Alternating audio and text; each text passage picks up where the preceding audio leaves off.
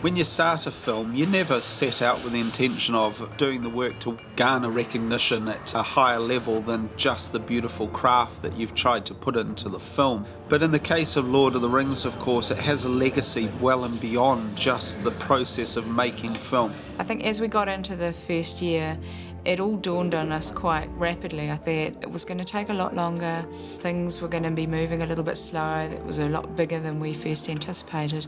There's no doubt that when we started these 3 films, Tanya and myself included, were fairly green at what we were attempting to do.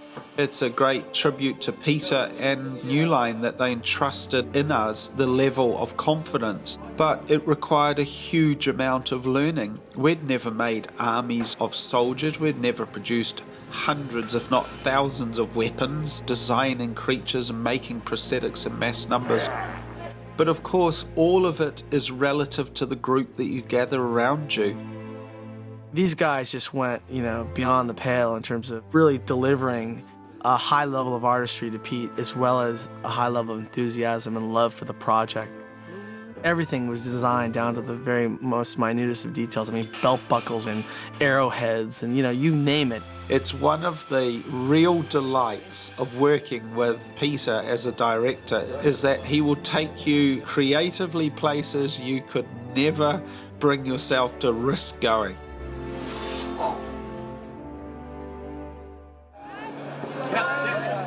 We appreciated that through the length of the 3 films there would be significant battles, there would be a huge amassing of these troops, this melee of action. And knowing that, we were very conscious that each culture would stand alone, be represented through their particular silhouette. We wanted the journey of that particular culture to have a plausible history. Gondor was an interesting culture to develop because Gondor was once a mighty nation. It ranged across huge lands, but that has long passed and now it's a kingless state. By the Third Age, they've fallen from grace and they're not the power that they once were. Their armour and their weapons have become more representative of a ceremonial process as opposed to just strict warfaring as, say, we see in the Rohan. So I know personally when I was thinking about how you can tell that story in the armour, I was looking at Romantic era stuff for shapes and suggestions that the culture is looking back rather than looking forward. This is the basic grunt of the Gondor. They carry quite an elaborate full-plate suit of armour. The motif on the chest is the white tree of Gondor, but now it represents the realm in decline because the state is now ruled by a Stuart instead of a king.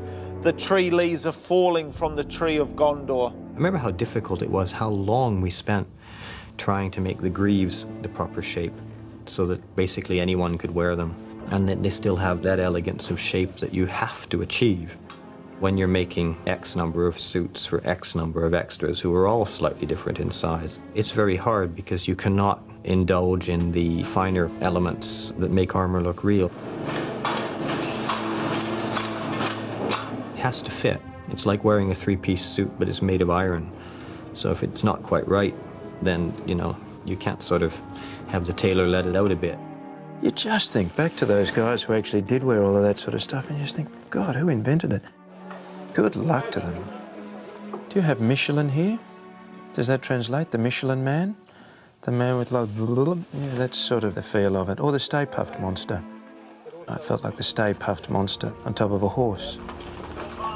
Faramir carries a similar armour, the multi-laned leg coverings built in hard coat so that the actor can comfortably wear it. His helmet is made in 2 pieces so that it will flip up when necessary. He carries a very simple sword at his side. Gondorian armor was an interesting nut to crack because this is a very ancient, very powerful, very arrogant maritime nation. So there should be some reference to the sea in all this. Tolkien describes them as having seagulls' wings on their helmets. There's no better example than this. This is a Gondorian helmet from the Battle of Golgoroth way back at the beginning of film 1. You can see how the helmet has a feeling of antiquity because the wing blades are still removed as separate components in the overall helm. But the progression of this culture over the next 1,000 years take us to this. The helmet has become a single bowl, hand-beaten out of plate steel. The seabird's wings now are embossed out from the inside surface, making for a more efficient piece of armour. Now, going to the total extreme is the Court of the Fountain Guard. They carry these large seabird wing motif up the side of their helmet, very much the crest of their position. Oh, they're sort of a remnant left over from when the kings ruled Gondor. They don't answer to the steward, and they protect the courtyard and the White Tree. Aren't those winged helmets such an annoying idea? I mean, it's one of the few things, I think, in Middle-earth that is kind of at odds with this overall absolutely beautiful aesthetic. We were trying to figure out ways to do it and make it work and make it look ancient and beautiful and graceful, but we couldn't quite nail it. It's a little bit tricky because you immediately think of Vikings. You shouldn't even be thinking of Vikings because Vikings never had wings on their helmets. That would have been heartbreaking to see all these Gondorians hopping about in Thor helmets, wouldn't it, with 2 silly wings nailed to the sides of their heads. That would have been awful.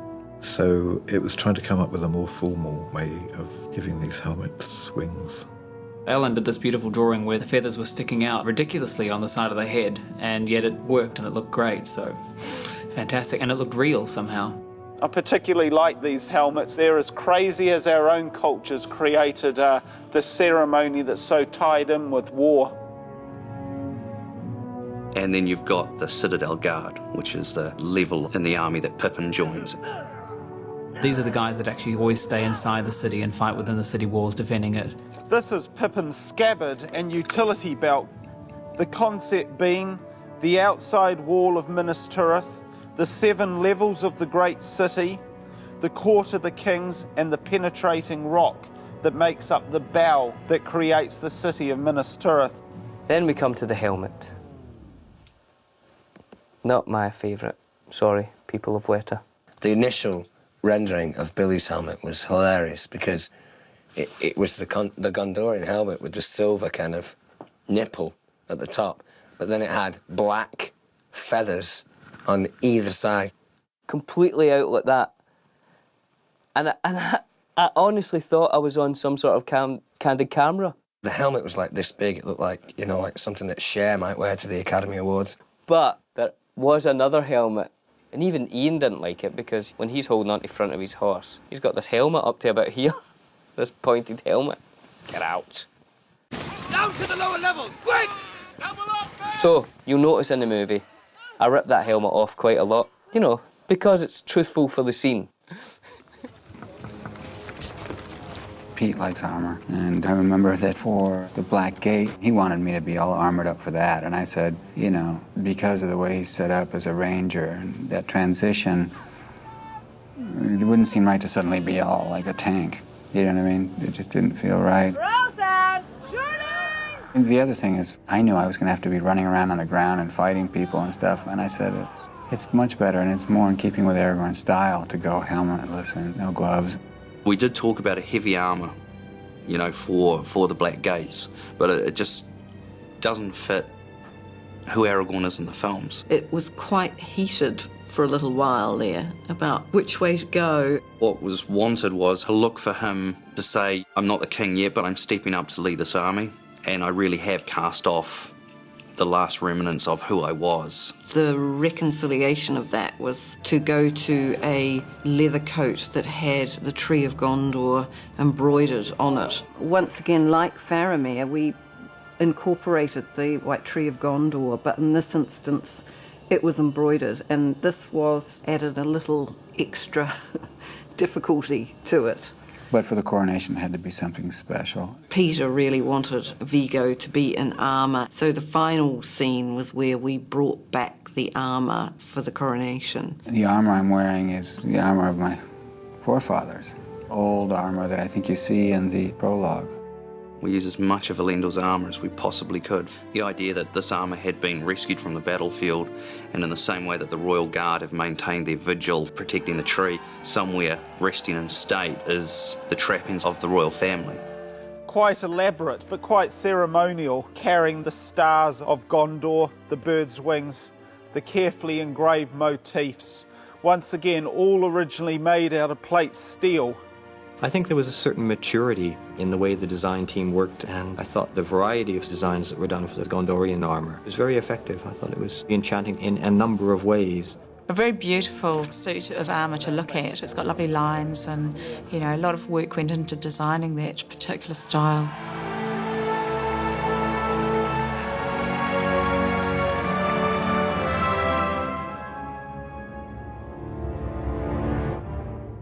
The Haradra went through a few different design phases. We even locked in on them and then had it changed on us. All that Tolkien says is flashes of golden red. Flash of golden red as they trample past. And we know they're from the south, which is hotter. So I went, oh, golden red, cool. Everything else is kind of monochromatic blacks and greys and browns. Good chance to get some good rich colours in. So I developed ways of making fake tiger skins, the whole skins, and leopard skins, and lion skins, and zebra skins. I started collecting feathers to be dyed. And Philippa Boynes, the writer, came down and went, hang on, you can't make them look African. That would just be rude. Yet another race of bad guys, you know, with dark skin. We didn't want to draw too heavily from any one particular culture, for obvious reasons. This is Middle-earth, and also you don't want to insult anybody. These are bad guys after all. So I did some more research and thought, okay, the only races that I can pull on are a small island called Kiribati, who are so small that I don't think I'm insulting them to plagiarise the way they make their armour, which is they weave all their armour out of wicker. And then I added that to the Aztecs, who have no metal technology, but they have massive amounts of gold and turquoise. And to that I've added ivory because, let's face it, they've got giant elephants. So what we ended up with, the Haradrim, was a culture that I think is far more unique and far less recognisable. These wicker-made suits of armour, reinforced with shaped bamboo, elements of the Aztec culture being woven into it through semi-precious stones, selective pieces of gold plating. We also gave them animal fetishes. Like they bring the power of the beast onto themselves by adorning themselves in beast tokens. Their technology is very much one from fighting from the back of a large creature, as say the way that real elephants are used in our world. They mostly use spears and bows, bows that are built out of long antlers, very strong poundage on the bows to fire short little bamboo arrows from these bamboo quivers down into the enemy. So once again, the gold motif with little tiny Aztec illustrations of characters in battle running around the bottom of them. Also, you see some Haradrim who are driving the elephants, and we thought we'd have a bit of fun with these guys. So we went to town with them with body painting, scarification, tattooing. The joy of something like this is that you actually invent this whole scenario of how they make their stuff. You know, you don't just go, oh, they're Harad, there you go. The way to make them special and fantastic is to actually come up with an entire culture to back up any questions about them.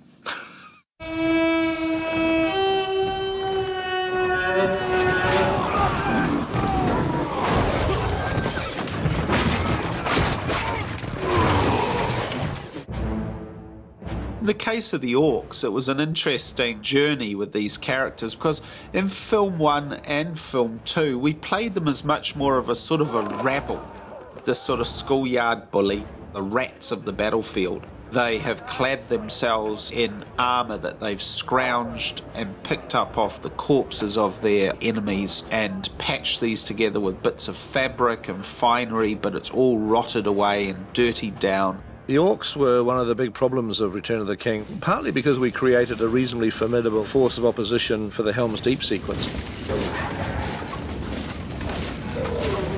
And the Uruk-hai, by their nature, were much tougher and stronger and more brutal, and they worked quite well. And the very first cut that we ever saw of Return of the King, it was one of the weakest things in the movie with the Orcs. I just think that ape-like thing looks just... I just don't like the look of it. It looks just a little...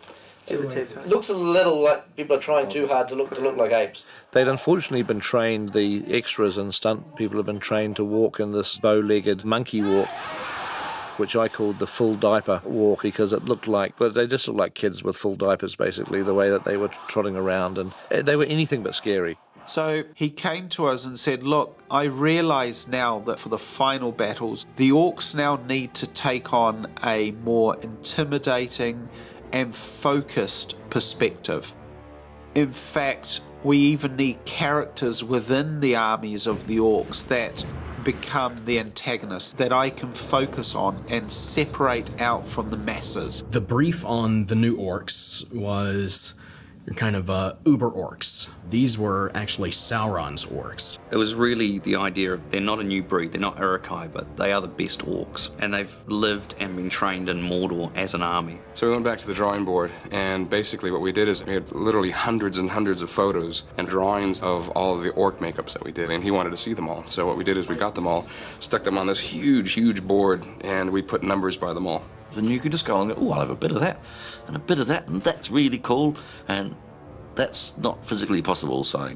But maybe if we changed that a bit, and you could actually cobble together other people's cool ideas. That's our favourite one there. The Orcs are all going to have individualised helmets and armour, and their faces are all different. He'd check each ones that he really, really liked, and then from there, he says, yep, this is what I don't want. He says, I don't want any witchy-poo noses. So witchy-poo noses was the thing. I guess it was sort of a long, extended nose. So we sort of went for something a bit more skeletal on the new breed of Mordor Orcs. Their faces, they were supposed to be just really, really hard. They were supposed to feel a little more lived in and kind of diseased. I mean, they are a lot stronger, but they've just been corrupted by this malice for so long. They have just little bits of rot and stuff all over them. Their new looks, we also gave them an upgrade with armor, armor design as well.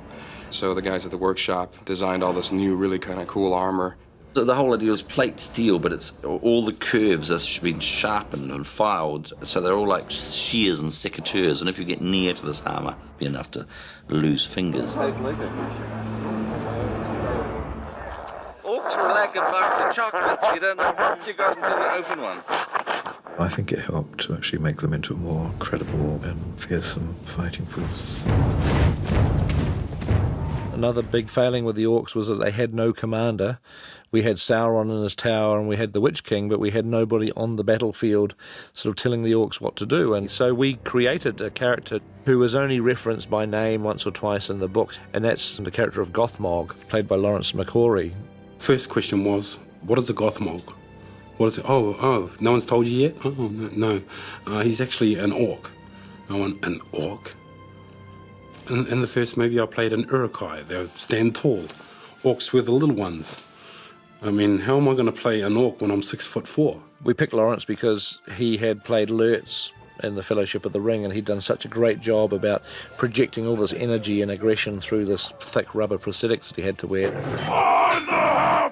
That we couldn't think of anybody better, and we thought, well, the great thing with prosthetics is you can design a completely different face and still stick it on the same guy, and you're never going to recognise him. Bill Hunt beautifully sculpted Gothmog. I put just a spot of rot on the side of his nose, in addition to some of the callous stuff that we were doing on some of the others. And I was afraid that the rot was going to be a bit much. I looked at that and I thought, God, we should use this, but go way, way beyond this. In fact, we should do a John Merrick. He basically says, a bit more like the Elephant Man. It's like, what? So like take it in, a bit more in here, and he grabs like a big chunk of plastic and he starts packing it on. It's like, okay. We always like to think these days that we can preempt Pete's excesses to a certain degree, but sure enough, when Pete comes in for his design meetings, he's there with the big chunks of plasticine and mushing it on and pushing it around and with a heat gun and squashing it. He goes off to a meeting with Richard just after that, and like 10 minutes later, I'd take an entire block of plasticine and just crumpled up into balls and just packed it onto the side of this thing. It's like, okay, I want to get to a point where he's going to say, all right, that's too far, now pull it back. And next time he saw it, he said, yeah, that's great. So, okay, well, we'll put texture over the top and call it done. You get an early morning call, and you're still tired from, waking up so early, and then you sort of like fall asleep, like that. He'd sleep in the chair, and he'd have hours of makeup done. He always seemed to be suffering from lack of sleep because he had to arrive on set at 4 a.m. and then sit inside all this latex. I've got this great photo of him sound asleep in a wheelbarrow, you know, all hanging over the edges of this wheelbarrow off, tucked in behind a shed. And when it was time for him to do his thing, we'd either wake him up or drag him out of the breakfast tent or wherever he'd wandered off to. Down here, Orcs. Wait, just down here. That way? Which way? And send him off, and you wouldn't undress him again until the end of the day. That's right. He's fantastic. He looks really great. In the film, he comes riding in on his ward. Just looks like a John Wayne kind of character. Comes riding in on his horse. He's just turned out to be a really cool character, and he's featured in the film quite a bit. What of the wizard? I will break him. Another decision we made was to redesign the Witch King, which when I say redesign the Witch King was really his helmet. John Howe was a big influence on the original helmet design. I did a lot of drawings and sculptures based off the helmets you see in his paintings, which are this very tall bucket, sort of round helmets with the crown of spikes on the top. But was just too similar to, just looked a little bit too similar to Sauron. Even people who had worked on the films who hadn't read the book, when they saw footage, thought, does Sauron show up at the battle, doesn't he? You fool. No man can kill me. Die now.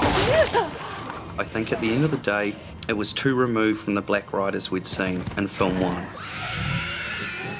What we came to realise was that in some way we needed to pay design homage back to the wraiths on the horses. So Warren Mahi threw his great sensibilities into it. I remember Pete saying that he wanted to have a big tall spike that got bigger and bigger and bigger. And if the original designs had small spikes around the outside that got bigger as well. And he wanted the whole face to feel quite long and, in a sense, resemble the Black Riders.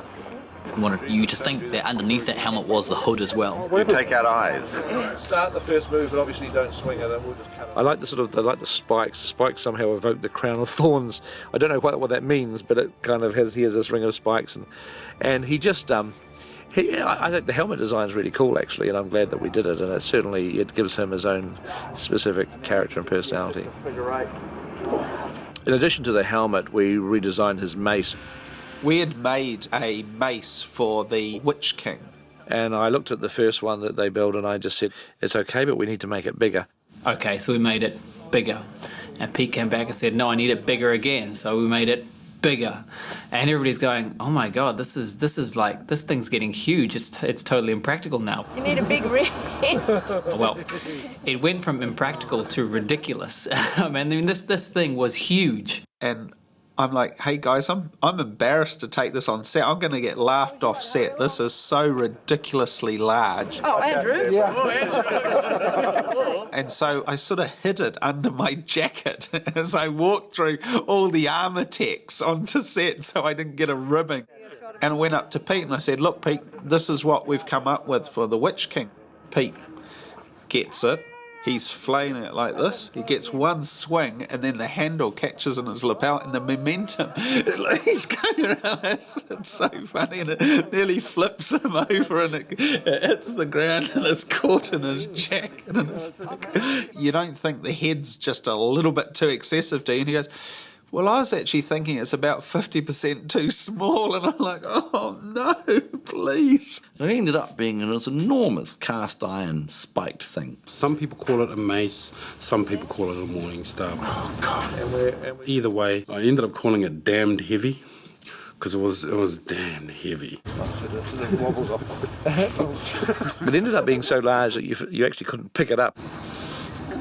Right. And so I'm lying on my back in the scene, and I'm lifting it up into camera shot for him. Once again, faith in Pete. When you finally see it in the movie, it is ludicrously large, but it works because it's ludicrously large. I mean, you see that thing, and you see the look on Eowyn's face when she sees it. She's terrified. I don't think it jars anyone out of the moment. I don't think it stops people to think, oh, that's a little daft. I think they just accept it as a piece of Peter Jackson's storytelling.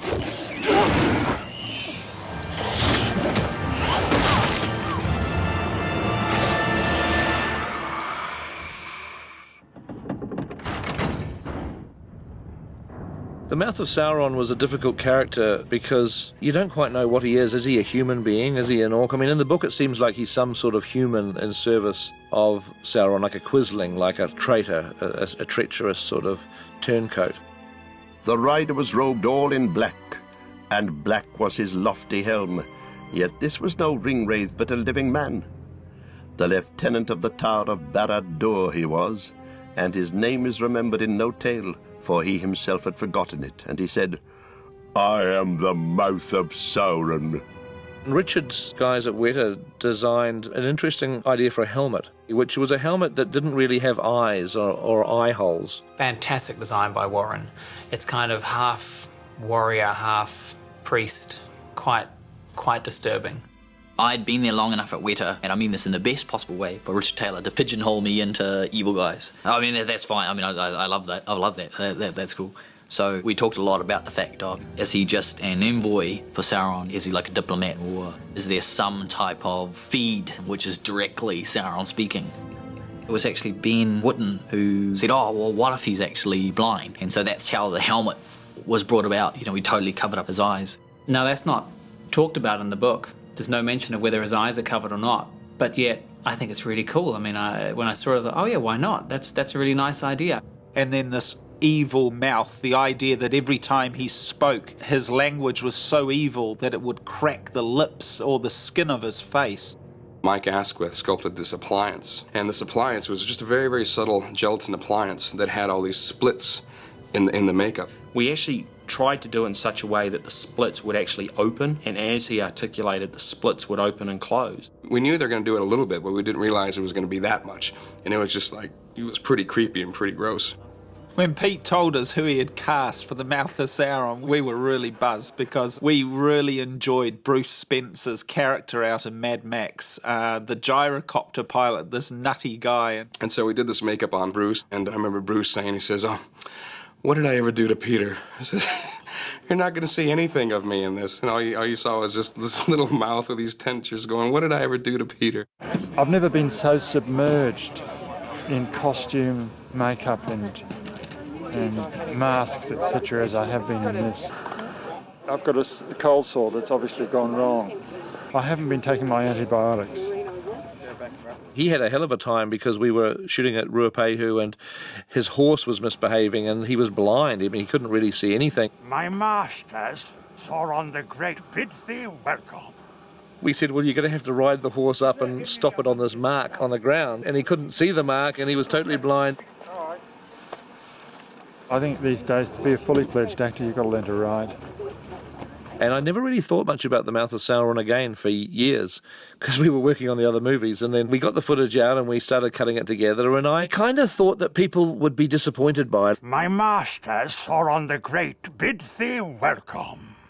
And I somehow thought that, you know, the prosthetics look fine and the design is fine, but surely there must be something else we can do to make this character a bit more kind of memorable. Pete decided that he just, he wanted something a little bit different looking. He just wanted to make him look a bit more scarier. I then experimented with the idea of taking the mouth, which is obviously horizontal, and just simply cutting it out of the image and turning it sideways so it becomes a vertical mouth. You know, like it's there and it's sort of talking. And I thought that would be interesting. I was just trying to think of something that would make him unique and memorable. And so they did a test for me of the vertical mouth. My masters, Sauron the Great. Some of the tests looked really weird and just really creepy. But again, it was going to take quite a lot of time. Pete decided, no, let's not do that. Let's just keep what we had. But basically what Weta Digital did is that they kept our original makeup, but they enlarged it by about 200%, I think it was. My master, Sauron the Great, bids thee welcome. And it's really weird. I mean, I was really pleased with the way that the effect worked because it gives you this uneasy sense that something's weird.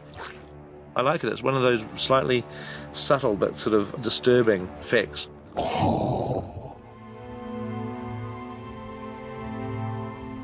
The Army of the Dead was something that we got very excited about early on. I mean, all makeup effects guys want to do zombies at some point in time, and, you know, hey, we're like everyone else, and we were quite keen to do some zombies. The Army of the Dead date from the same period as, you know, the Battle of the Last Alliance. But where exactly they come from in Middle-earth, I'm not quite sure. I think we wanted them to feel more ancient and a little bit more exotic. Warren Mahi hit upon some great ideas for them, and his armour designs became really the basis for what we see in the Army of the Dead. A lot of the breastplates were quite ribcage-like, and a lot of the armour was splinting down the arms of metal, so it sort of mimicked the corpse or the skeleton that was underneath it. Some of the icons that we brought in for the Army of the Dead was a lot of parallel vertical lines and a lot of circles. For one of the armies itself, I actually thought I liked their armour, one of the best, I guess, because it looked a little bit more, I suppose, from a highly sophisticated race of people that had disappeared off Middle-earth. But nothing had been done on the actual King of the Dead himself. And Peter wanted him to obviously stand out from the crowd a little bit. We came up with this idea that we would have the King of the Dead filmed in prosthetics where he would look a little bit rotten. You know, you'd still see his nose and his skin and his lips and everything else. And we would morph between that and a digital version of him, which was much more skull-like. It was his sort of underskull and some sort of sinew and things. There would be a very elegant transition from the actor and the prosthetics to this underlying decrepit skull underneath that would have to be all CG and animated and tracked to the actual actor. And then the compositor was blending backwards and forwards between what we called the stage 1 and the stage 2. Stage 1 being the green screen element, and the stage 2 being this digital skull with skin. Depending on his emotions, we base it on his mood. So if he was trying to be angry and make a point or be threatening, the skull would sort of thrust forward into prominence. And then if he was more settled and just sort of being more relaxed, you would see more of his rotten kind of skin. Now, of course, we were designing all this, and then someone sort of came into the room and said, "Hey, you know this Army of the Dead stuff, the King of the Dead stuff?" I went, "Yeah." And Randy, she said, "Have you seen the trailer for Pirates of the Caribbean?" I went, "No." I said, "You should take a look at it." We're like, oh. They did something the same kind of thing. It's like, oh, damn, they already did something like that. Just when I thought we had a good idea, somebody else has gone and done something similar to that. Their stuff was cool. I mean, it's beautiful and it's different. I think that's the good thing, is our stuff that we've done is different. And both were very beautiful. It's a cool look. It's good to see some zombies in a movie again. That line was broken. It has been remade. I think potentially what's happening is that the head is almost overweighted the body now, so it becomes top heavy, therefore not giving the might to the upper body. Remember the first day I was here, Richard Taylor saying to me that it has to be a mix of an alternative reality, that you can believe things actually did happen. I think that helped us a lot with how we came to the designs or the ideas that we did. We'd imagine that it could belong in the world that we live in now, especially the creatures. Great horns she had, and behind her short, stalk-like neck was a huge swollen body, a vast bloated bag swaying and sagging between her legs. Its great bulk was black, blotched with livid marks, but the belly underneath was pale and luminous and gave forth a stench. It's said that Tolkien, in his very early life, when he was in South Africa, was actually badly frightened by a tarantula spider. And it's possible that this stayed in his mind forever, because dangerous spiders are very much part of his whole run of stories. Scary spiders are interesting because I guess different people have different concepts of what they should look like. I mean, I'm genuinely scared of spiders, and so, you know, everything that frightens me about spiders is kind of natural. It's not exaggerated, and it's not sort of a science fiction-y kind of stylization. It's just real spiders doing what they do normally. And I felt that Shelob shouldn't really be much more than that, other than the fact that she's big. Shelob was a huge group effort, being a character that had to be completely convincing. Guts of it is, we've got to always remember that a lot of the time we've got to appreciate Shelob from a Hobbit-type perspective. Peter wanted a lot of work done on it, a lot of research done on it, a lot of reference provided to get it just right. It had to be like Gollum. Gollum had to be able to act and emote. Shelob had to be able to really scare people. And so we started with real spiders. We sort of looked at things like tarantulas and hunting spiders. Pete's an arachnophobe, so Shelob became the spiders he hates the most. One spider in particular that used to terrorize me, or still does, but particularly when I was a kid, I used to go under my parents' house and dig in the ground under in the basement, and I used to make little roads for my corgi toys. and was when I was 5 or 6 years old. And there's a spider that lives in those sorts of basements in New Zealand called a tunnel web, and it like lives in little holes, and it loves rotten wood, and it has these very thick webs. And sometimes you dig around and you come in across a nest of one. And I remember under my parents' house, it used to terrify me. I always loved playing there, but I was terrified of coming across the tunnel webs. And he wanted Shelob to resemble this spider. And Christian, who's also not too happy with spiders, actually went out and found one in the garden. And brought it in to show it to Peter, and, you know, he sort of wouldn't let me get closer than 5 feet with it. But this thing was like 4 times bigger than I was expecting to be when I sort of managed to hook it out of the wall. It's like, oh, crikey. So for a while there was this live tunnel web at Weta, which was forming the part of the design process of Shelob.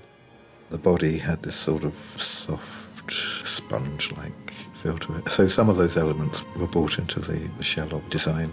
But her face was something that was slightly unattainable. We had designed some faces for Shelob, but they really weren't working for Pete. She had a far more spider-like face, originally.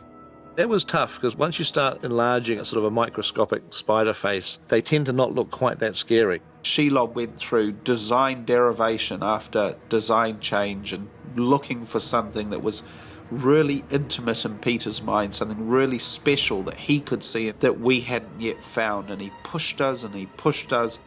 Peter wanted something ever so slightly human about it, that you could look at the spider and see it was looking straight back at you. I wanted to somehow capture the feeling of Shelob being sort of ancient and evil and very sick, sort of psychologically sick. So I wanted her face to look like she'd been struck with a sort of a paralysis and had fungus growths on her head and all this sort of stuff. The general brief was just make her nasty. She's a sick, diseased demon spider. Make her a lot more malignant and growth-ridden, almost as though you can smell her. And so a lot of sculptures had been done to the point that Pete and Fran had, just like, okay, there's just so many here. How do we pick one? And apparently Pete and Fran's children picked the one. It was the one that they thought was the grossest looking. And that became the Shelob design, which, hey, what better way to choose? I think it really comes together in that really low shot where we crane right down below Frodo and Shelob is right over his head, getting closer and closer and closer.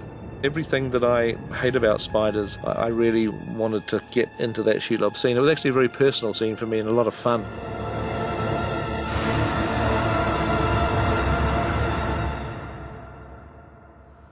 At the beginning of 2003, Alan Lee had a suggestion for us, which was to create a new creature. It occurred to me that we really only have one new creature in the Return of the King, and that's Shelob.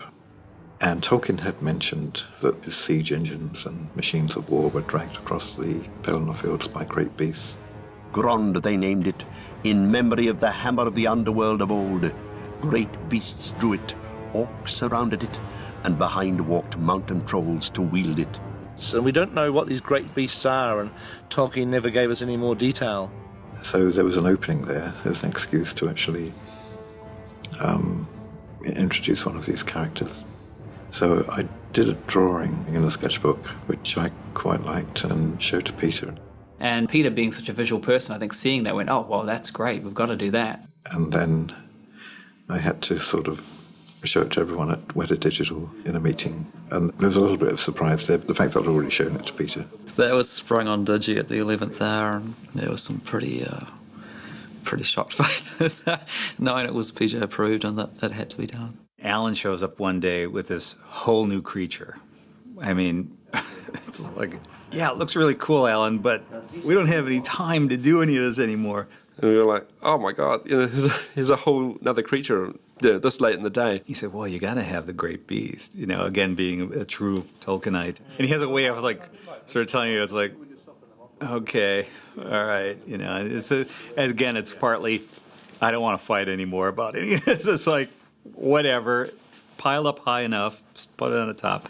So the idea of making the great beasts was something that was put into everybody's mind at the beginning of the year, and Richard Taylor and his team worked with Alan on designing what this creature might look like. Interestingly enough, when Jamie Bestwarwick came to actually sculpting the maquette for it so that Weta Digital could scan it and animate the creature, he used a lot of prehistoric reference, and there is actually a creature that bears a striking resemblance to the great beast that did actually exist. A large mammal known as brontops, which worked out quite well because it was almost proportionately the same, right down to the beginnings of what could have been a horn on the front of the head. It's great working off Alan's design because it was so anatomically correct. It's always a joy to work from because it's incredibly accurate. Then that was scanned, and it didn't take too long really to put that into effect and get the creature working. It's a nice little treat, really. It just comes out of nowhere and there it is and it's gone again. The great beasts. We always wondered what they looked like and now we know.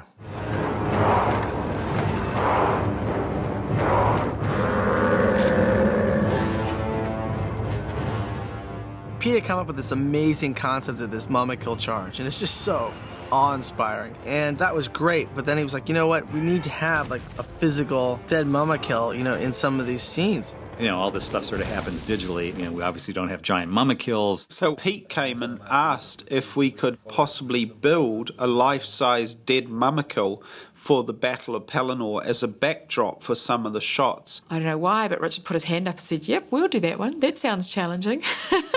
This sounded cool, and a hell of a cool opportunity that wasn't to be passed up. And of course, we only had something like 3-4 weeks at the max to do this, and it was a huge, huge sculpture. I always get a kick out of, you know, how these things unfold. You know, a quick sentence out of Peter like, yeah, we need a dead mama kill for the shot, means a hell of a lot.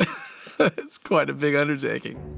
So I had Jason pour me up a plasticine replica out of this maquette. It stood about this big.